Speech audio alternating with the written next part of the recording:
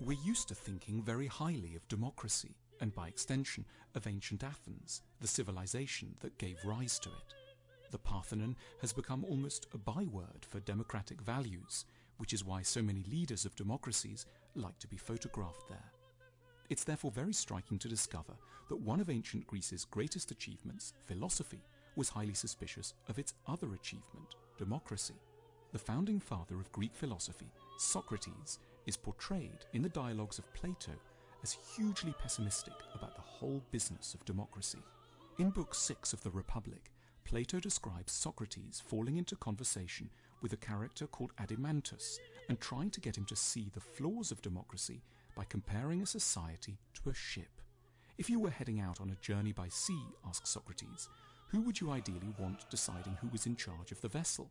Just anyone, or people educated in the rules and demands of seafaring? The latter, of course, says Adimantus. So why then, responds Socrates, do we keep thinking that any old person should be fit to judge who should be the ruler of a country? Socrates' point is that voting in an election is a skill, not a random intuition. And like any skill, it needs to be taught systematically to people. Letting the citizenry vote without an education is as irresponsible as putting them in charge of a trireme sailing to Samos in a storm. Socrates was to have first-hand catastrophic experience of the foolishness of voters. In 399 BC, the philosopher was put on trial on trumped-up charges of corrupting the youth of Athens. A jury of 500 Athenians was invited to weigh up the case and decided by a narrow margin that the philosopher was guilty. He was put to death by hemlock in a process which is, for thinking people, every bit as tragic as Jesus' condemnation has been for Christians. Crucially, Socrates was not elitist in the normal sense. He didn't believe that a narrow few should only ever vote. He did, however, insist that only those who had thought about issues rationally and deeply should be let near a vote.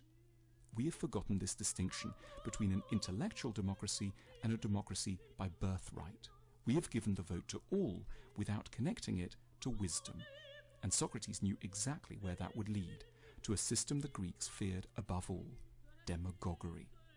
Ancient Athens had painful experience of demagogues.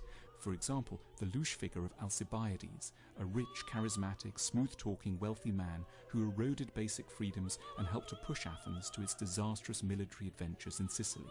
Socrates knew how easily people seeking election could exploit our desire for easy answers. He asked us to imagine an election debate between two candidates, one who was like a doctor and the other who was like a sweet shop owner.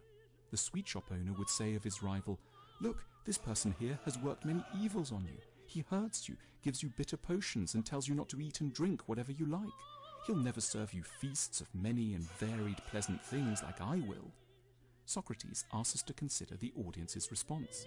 Do you think the doctor would be able to reply effectively? The true answer, "I cause you trouble and go against your desires in order to help you," would cause an uproar among the voters, don't you think? We have forgotten all about Socrates' salient warnings against democracy. We have preferred to think of democracy as an unambiguous good rather than as something that is only ever as effective as the education system that surrounds it. As a result, we have elected many sweet shop owners and very few doctors.